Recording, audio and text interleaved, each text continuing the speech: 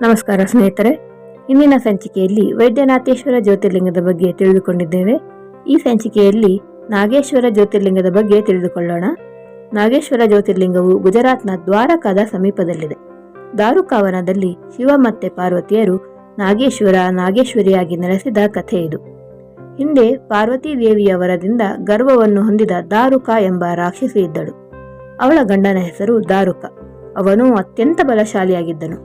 ಅವರಿಬ್ಬರು ಅನೇಕ ರಾಕ್ಷಸರೊಡಗೂಡಿ ಸಜ್ಜನರೊಂದಿಗೆ ಜಗಳವಾಡುತ್ತಾ ಲೋಕದಲ್ಲಿ ಯಜ್ಞಗಳನ್ನು ಧರ್ಮವನ್ನು ನಾಶ ಮಾಡುತ್ತಿದ್ದರು.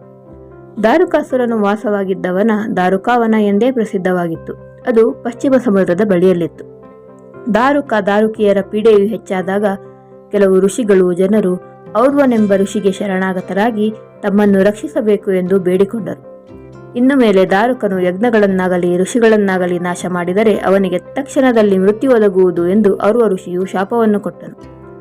ದಾರುಕಿಯು ಅವಳಿಗೆ ಪಾರ್ವತೀದೇವಿಯು ಕೊಟ್ಟ ವರದ ಪ್ರಭಾವದಿಂದ ಅವರ ಅನುಯಾಯಿಗಳೊಡನೆ ಕೂಡಿದ ಆ ವನವನ್ನೇ ಸಮುದ್ರ ಮಧ್ಯಕ್ಕೆ ತೆಗೆದುಕೊಂಡು ಹೋಗಿ ಸಕಲ ವಸ್ತು ಸಮೃದ್ಧಿಯಾದ ಆ ವನದಲ್ಲಿ ರಾಕ್ಷಸರೊಂದಿಗೆ ವಾಸ ಮಾಡಲು ಪ್ರಾರಂಭಿಸಿದರು. ರಾಕ್ಷಸರು ಸಮುದ್ರದಲ್ಲಿಯೂ ಜೀವಿಗಳಿಗೂ ಮನುಷ್ಯರಿಗೂ ತೊಂದರೆ ಕೊಡಲು ಪ್ರಾರಂಭಿಸಿದರು. ಹೀಗಿರುವಾಗ ಒಂದು ದಿನ ಪಶ್ಚಿಮ ಸಮುದ್ರದಲ್ಲಿ ಸುಪ್ರಿಯನೆಂಬ ವೈಶ್ಯನು ತನ್ನ ವ್ಯಾಪಾರದ ಅನೇಕ ಹಡಗುಗಳನ್ನು ತೆಗೆದುಕೊಂಡು ತನ್ನ ಜನರೊಂದಿಗೆ ಹೊರಟಿದ್ದನು. ನೌಕೆಯಲ್ಲಿ ಕುಳಿತವರನ್ನೆಲ್ಲರನ್ನೂ ಬಂಧಿಸಿ ಕಾರಾಗೃಹದಲ್ಲಿ ಹಾಕಿದರು.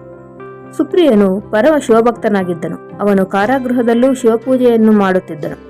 ಸೆರೆಮನೆಯಲ್ಲಿದ್ದವರಿಗೆಲ್ಲರಿಗೂ ಶಿವಮಂತ್ರವನ್ನು ಹೇಳಿಕೊಟ್ಟು ಪಾರ್ಥಿವಲಿಂಗ ಪೂಜಾ ಕ್ರಮವನ್ನು ಕಲಿಸಿಕೊಟ್ಟನು. ಅವರೆಲ್ಲರೂ ಆ ಸೆರೆಮನೆಯಲ್ಲಿ ಪಾರ್ಥಿವಲಿಂಗ ಪೂಜೆಯಲ್ಲಿ ನಿರತರಾಗಿ ಪಂಚಾಕ್ಷರ ಮಂತ್ರ ಜಪದಲ್ಲಿ ಮಗ್ನರಾಗುತ್ತಿದ್ದರು. ಹೀಗೆ 6 ತಿಂಗಳುಗಳು ಕಳೆದು ಹೋಯಿತು.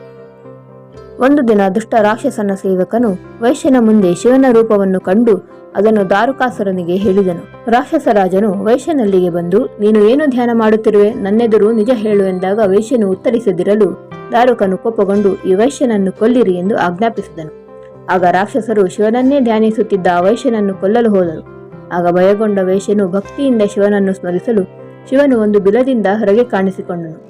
4 ಬಾಗಿಲುಗಳುಳ್ಳ ಉತ್ತಮವಾದ ಒಂದು ಶಿವಾಲಯವು ಪ್ರಕಟವಾಯಿತು. ಶಿವನು ಪಾಶುಪತಾಸ್ತ್ರದಿಂದ ಎಲ್ಲಾ ದೈತ್ಯರನ್ನು ಸಂಹರಿಸಿ ತನ್ನ ಭಕ್ತರನ್ನು ಕಾಪಾಡಿದನು. ಅಲ್ಲಿ ಉದ್ಭವಿಸಿದ ಶಿವಲಿಂಗಕ್ಕೆ ನಾಗೇಶ್ವರ ಜ್ಯೋತಿರ್ಲಿಂಗ ಎಂದು ಹೆಸರು ಪ್ರಾಪ್ತವಾಯಿತು. ಪಾರ್ವತಿ ದೇವಿಯು ಆ ವನದಲ್ಲೇ ದೇವಿ ಪ್ರತಿಮಾ ರೂಪದಲ್ಲಿ ನಾಗೇಶ್ವರಿ ಎಂದು ನೆಲೆಸಿದಳು. ನಾಗೇಶ್ವರನ ದರ್ಶನದಿಂದ ಎಲ್ಲ ಮಾನವರು ಪುನೀತರಾಗುವರು. ಆ ಲಿಂಗವು 3 ಲೋಕಕ್ಕೂ ಸಮಸ್ತ ಇಷ್ಟಾರ್ಥಗಳನ್ನು ಕೊಡುವಂತದ್ದಾಗಿರುವುದು.